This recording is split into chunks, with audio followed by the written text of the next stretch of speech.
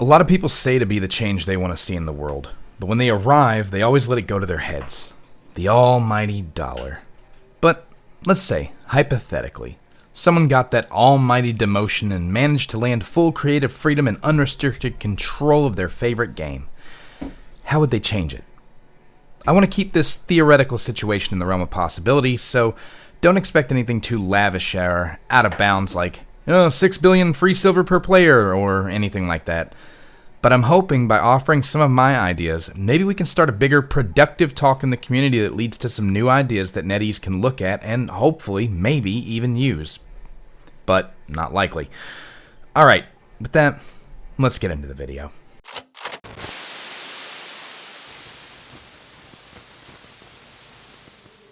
The first thing I want to talk about is characters. See, I love the gacha, and I still believe that Destiny Rising's gacha is the most generous one in any modern gacha game, but it's undeniably a barrier of entry that keeps some people from picking the game up. Ultimately, my goal is to remove the entry barriers, but not remove the gacha. The gacha is a major revenue driver for the game presently, and while I'm sure removing it would be the most ideal situation for a lot of players, realistically, it's just not in the cards at the moment. Instead, let me propose a compromise. The first copy of every hero releasing will be free of charge. That's right, free. You'll start with a trial version of each hero fully kitted out, but only usable in specific low-end content. Once you complete the character's story mission, you'll unlock their base T0 state for absolutely free. You can still draw the character like normal, and let's say hypothetically you draw the new banner character before completing their character quest. Instead of getting the character, you would get their overflow crystal. We're also going to take this a step further. In-game events and new seasonal triumphs will award a minimum of 10,800 leaves per season, netting players up to 60 pools worth of currency per season. We want to be sure the players get to play the content we're making because we believe in it. The gacha will remain. However, we are pivoting, and instead, we'll be putting mostly cosmetic items into our gacha banners, as well as overflow crystals. Overflow crystals are a completely optional way to engage with your characters, so if you'd like to pick them up, you have the option to do so, and if not, you don't have to draw to get your characters anymore. They will be in your inventory for you, ready to play, ready to level, ready to use when you're ready to use them. Speaking of content, we're pleased to announce that starting with Season 2, a new location will be introduced, bringing a brand new locale with the first section available at launch and the second section coming with the mid-season banner release. The new main story involves Wolf and the Haven crew pushing out into the wild frontier to reclaim lands long thought lost and to expand civilization's reach. We're pleased to announce that the first location on this journey is Old Chicago. Old Chicago, for those familiar with Destiny lore, is the third largest human settlement and is a city located in the center of a big swamp, making the first swamp environment in Destiny Rising. Weapons manufacturer Hake has a big presence in the city, as they have a weapons manufacturing facility located in the city where they've been researching gravity-based weapons, including a notable exotic weapon just waiting for Guardians to discover. In addition to said exotic, players will also find a whole new suite of mythic Hake weapons featuring a suite of new gravity-based mythic perks to collect that could help turn the tide in the battle in the Iron Lord's favor. But it's not all good news in Old Chicago, as a mysterious enemy hunting Iron Lords and their wolves has appeared, and they'll stop at nothing to drive humanity from their settlement. Enjoy an all-new expansive 6-part story split into 2 cores, with the first 3 released during the first banner and the second 3 released during the second banner of the season. We've also heard feedback about your want for more variety in your weapon selection. We hear you, and through tireless work, we think we may have found a solution that everyone will be able to get behind. Tan 2 is known for his piercing weapons and sustained playstyle, but what if he could also use all the piercing weapons?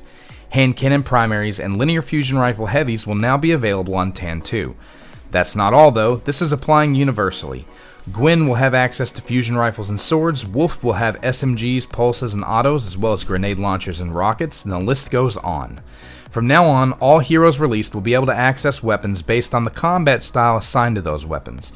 That having been said, we want to give players a good reason to run the recommended weapon types on these characters, so we're introducing a brand new mechanic called Synergy Bonus, where running the recommended weapons will grant the characters an additional boost to encourage using their complete kits more often.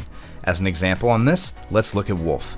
Equipping an auto rifle on Wolf now gives the synergy trait Auto-Minded, granting him 4% bonus reload speed and magazine size on all equipped auto rifles.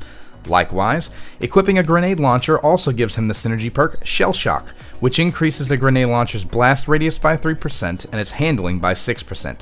These bonuses are nice additions, but completely unrequired, allowing you to play the way you, the player, want to play.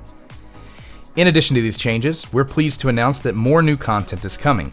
Starting with the launch of Season 2, Iron Bar will be open daily instead of only on the weekends. In addition, Season 2 will see the introduction of a brand new original map set in Old Chicago. In addition, Sparrow Racing will also be getting a new map set in the Swamplands. Old Chicago will be introducing 2 new fishing spots, 1 per area, and several new Shadow Shaper cards. There will also be a new Strike, a new Gauntlet Blitz encounter, and a brand new Gauntlet Onslaught raid.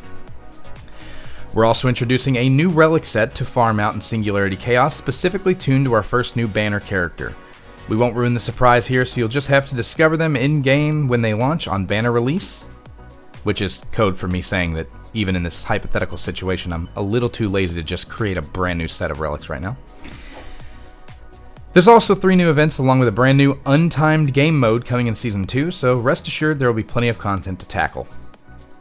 Let's talk about energy and rewards. We've heard there are issues with the amount of energy and restriction of resources. We want to make our game approachable for veterans and newcomers alike, so after discussing some potential changes, we've landed on what we believe to be the best possible solution. Firstly, we'll be moving some mythic materials into basic rewards in small amounts. The materials we're adding to basic are mythic weapon enhancement cores and elemental fruits.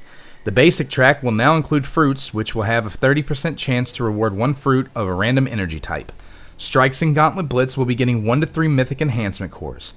We're also adding some of our rarer materials to reward tracks for higher difficulty activities to make them more worth running, including Grand Masters, which can now reward incandescence clusters when claiming a key and Pinnacle Energy chest at the end of the activity.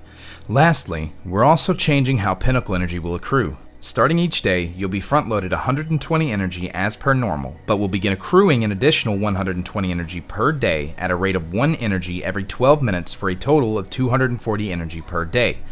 This means that you'll still be able to tackle a large chunk of activities when you're ready, but you'll also have a good reason to come back. In addition, the extra available energy will allow you to farm more resources daily, which should make the leveling grind feel a lot better. The weapon mod system will be getting a retool to make it more approachable to newcomers and veterans alike. Starting in Season 2, any new exotic mods that drop will automatically adjust to the perks on your gun. That means you won't have to farm those rare exotic mods only for them to roll with a perk boost for a perk you don't have. In addition, we realize that having a legendary mod drop at level 4 but a mythic drop at level 3 just doesn't feel fantastic, so going forward, all mythic weapon mods will drop at a minimum level of 4. We also want players to feel the value of their weapons, so starting with Season 2, breaking down mythic weapons will award a random amount of mythic enhancement prisms similar to how the legendary weapons currently grant legendary weapon enhancement prisms.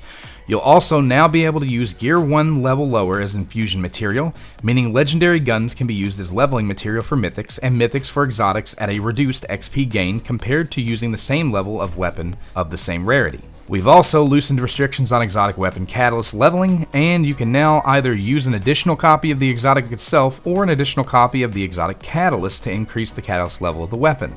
This will help to target farm as catalysts can be minted from the synthesized screen.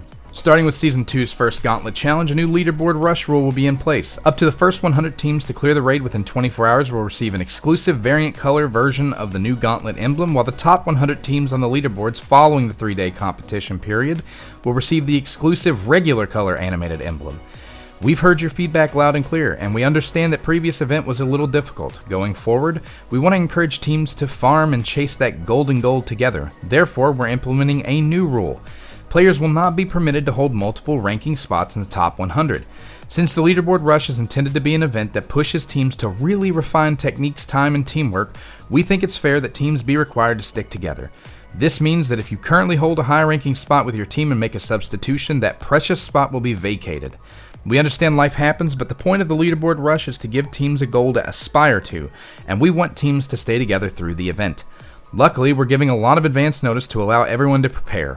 The Gauntlet content will be between X date and X date. I'm not making up a date. Good luck to all of our aspiring teams out there. Looking a little ahead to the future, starting with Season 3, we're also going to be doing rerun banners beginning with Gwyn in Core 1 and Estelle in Core 2. We've previously stacked banners to run with 2 weeks of solo time, but we felt now is the right time to introduce rerun banners so they can run a season behind. Did life happen and you missed a season? Or maybe you couldn't pull that character when you were trying? No worries. They'll be back in around 3 months for a second round. We're hopeful this change will help all our players acquire the characters to fill their rosters out.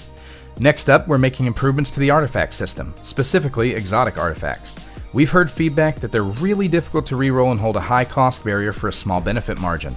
To address this, we've lowered reroll costs on exotic artifacts across the board, and we've also gone ahead and implemented a new and improved stat starting point for exotic artifacts. With these changes, we've raised the stat bonus floor from 35 to 43 and the ceiling to 60. This means more investment will take you to higher thresholds, and using exotics will place you into a higher vantage point in comparison to mythic counterparts. Lastly, a surprise for you all. We're happy to announce that Destiny Rising is expanding its reach. First to the Epic Game Store as a native PC app with 240Hz capability, native, and secondly, to an additional mobile market for the first time in franchise history. Destiny Rising is heading to Nintendo Switch consoles. In celebration, anyone who logs onto the Switch version will be gifted with an exclusive red and blue wolf skin. Alright, wait, hold on. Let's stop the roleplay. Look, the point of this video is that we all have things we'd like to see. I've been begging NetEase to port Destiny Rising to Nintendo Switch, mostly so I could play my Switch 2 more, but it's not likely to ever happen. But a lot of this stuff could realistically happen, and undoubtedly there will be some among you who will completely disagree with my takes here. Some will think I lean too far and some not far enough. But that's why I make these videos, to facilitate a dialogue in the community. I spent the better half of Friday night last week, prior to running Eclipse with my team, replying to comments, and again on Saturday I spent about 6 to 7 hours replying to comments. All of you mad lads really stepped up when I asked and made sure that I had my work cut out for me when I decided to reply, and honestly, I've never been as proud of a community as I am of this one. The outpouring of support, interactions, and discussions have just blown me away completely. I was talking to a friend on Friday when I was replying, and comments he told me were, "You don't have to reply to every comment," and I retorted with, "They took the time to watch my video and comment. The least I can do is try my best to reply and engage." And that's how I truly feel. All of that to say, thank you for the discussion, support, and views. I really believe we're starting something here that will only gain momentum and traction the further down the road we go, and I truly believe, perhaps naively, that we can influence change in this game. Every positive and negative comment all have the same goal: to discuss what we find to be problem points with each other and put them in the public space where the devs can take the constructive feedback and dialogue and channel them into plotting the course for the future of the game. There have been a few commenters who've told me that it's a pipe dream, that I'm chasing fallacies and hosting a conversation about the potential present here. But honestly, I don't think so. If I thought these conversations and videos were a waste of time, I'd pivot to something else. It's only because I have faith that things will change based on community sentiment and feedback that I'm continuing to make these sorts of videos. That having been said, this will likely be my last video of this nature for a while. I think we put a lot out into the open that the devs can work with, and this will be the nightcap to it all. You've all heard my ideas, but now I want to hear yours. How do you think the game should be adjusted? What changes would you make if you had full control starting tomorrow? Make sure you let me know. And in the meantime, I'll see you all in the next video.